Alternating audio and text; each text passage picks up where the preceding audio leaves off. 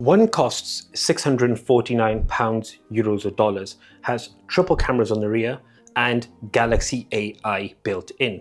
The other, it costs £200, euros or dollars less, has a Snapdragon 8S Gen 4, 90 watts of wired charging, a 6,500 mAh battery with 12 gigabytes of RAM. But which wins between the S24 FE and the Poco F7? Let's find out. Let's start off by talking about displays of both. Firstly, the S24 FE, 6.7-inch dynamic OLED with 1600 nits of peak brightness, 88% screen to body ratio, and it looks super punchy, super vibrant. Then you have the Poco F7, 6.83-inch, over 90% screen to body ratio, 1.5K AMOLED display. So on the display front, they don't spec-wise sound all that different, and that is actually reflective again in when you're actually using both to watch content or browse or anything. So if you are watching content on either of these, what you'll find is they replicate the exact same experience. The only thing I would say in the favor of the Poco is you do see a noticeable thinner border compared to the S24 FE, but by no measure are they in any way all that different. Even the peak brightness, which is 3000 nits on the Poco F7, doesn't really matter in the day-to-day when you're looking at the S24 FE. Both have really good, great punchy colors, excellent ability to represent darker areas really well, and then really punch out the highlights and the quality of the displays when it comes to just watching your normal content. So on the display front, there are small minutiae details, but in reality, there's no difference between both. This S24 FE, which has got One UI 7 and Galaxy AI in its totality, costs $649, but in terms of features, has the exact same features as this Poco F7, which again costs about £200-ish less. So if you look at things like Gemini integration, you get it on both fully fledged across the board with all the feature set that you'd expect. But then when it comes to breaking down each individual AI bit, both have settings on their phones that allow you to see and understand what each AI component can do. So for example, if you're using things like AI Eraser on this S24 FE and the Poco F7, you get a pretty much exact same result. Both of them produce a really good output in terms of erasing objects into environments and then filling in the background. But then what about the other components like writing tools? Again, in terms of a feature set, they both offer the exact same experience. Again, no real world difference. There are small menu option differences and the end results are a bit different, but in its totality, they both offer the exact same functionality. So this Poco F7 is competing with this S24 FE very well as it stands on these performance tests. Performance-wise, on the rear, you've got cameras, 3 of them. On the S24 FE, you've got a triple camera array, dual on the F7. Now that triple camera is made up of a 50 megapixel main, 10 megapixel telephoto, 12 megapixel ultrawide on the S24 FE.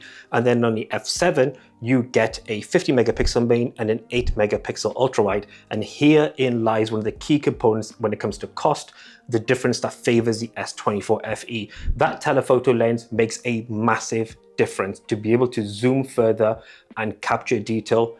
Using the AI components on this phone works really well, but even beyond that, just the normal 50 megapixel sensors between both are actually producing very similar results. I'd probably say the F7, I prefer the color balance of the F7 just a little bit more. Just to note, beauty filters and all of the filters are off on both, but it's the S24 FE's ultra wide as well as nighttime performance that pushes it beyond the F7 and offers a much more balanced way of being able to take a photo in different environments and deliver really good quality. The other bit within the camera range I want to mention is both have been tested at 4K in video, and we're not going to mention this because this S24 FE will actually output in 8K 30 FPS, which is far beyond what the Poco F7 can offer at 4K 60. So when it comes to cameras, it's a clear, easy slam dunk win for the S24 FE. The key indicator here is pretty obvious. The Poco F7 actually gives you a latest 8S Gen 4 processor by Snapdragon, and then you get the Exynos 2400E on the S24 FE. If you're looking at just basic benchmarks, they measure up reasonably well, not all that big difference that you're going to notice on the day-to-day. However, I will say this, when it comes to gaming on both phones, I believe personally that you can extract more performance and more power, essentially more battery as well, out of the Poco F7 than you would out of the S24 FE. Both perform very, very well. Call of Duty Mobile, maxed out in settings on graphics and on FPS, runs superb on both. In just that on its own, it's amazing. But the Poco F7, if you pull out from the bar on the side, you get more customization options, something called Wild Boost, that allows you to actually add more to your gaming performance to get more GPU performance out of the phone as well, so you get higher FPS and better overall graphics, which does offer a better overall experience. By no measure is the S24 FE slacking in this area. I do find it weird that if you want to change settings, you have to actually essentially come out of the game into a sub-menu to be able to change those settings, which is a bit weird. But then overall game performance on both is excellent. But then also components that sit under the performance benchmark is of course charging. So this has a 4700 milliamp hour battery on the S24 FE with 25 watts of wired charging. The Poco F7 has a 6500 milliamp hour battery with 90 watts of wired charging, and neither come with a plug in the box. The interesting component in all this is if you were to charge both from 0 to whatever percentage for 30 minutes, you'll achieve 50% on the S24 FE, you'll achieve 80% on the Poco F7, even though it has a substantially larger battery. And there's the variance lies in that really rapid charging speed as well. So in this case, on the performance front, it has to be a case that the Poco F7 wins versus the S24 FE. There is not much to break apart the F7 and the S24 FE when it comes to the benchmarks and the tests that we've run today.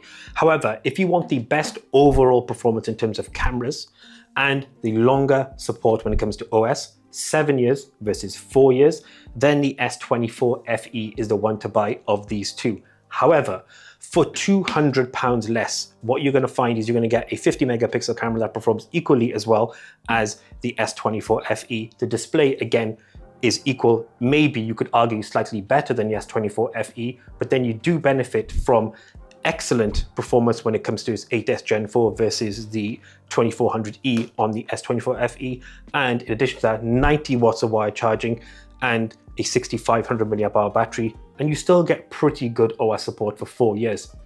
So for me personally, I would save £200 not to buy the S24 FE and buy the Poco F7. This as a mid-ranger is an absolute monster and insane value for money. But let us know in the comment section your thoughts on both of these devices. Which of these two would you buy personally with your own money?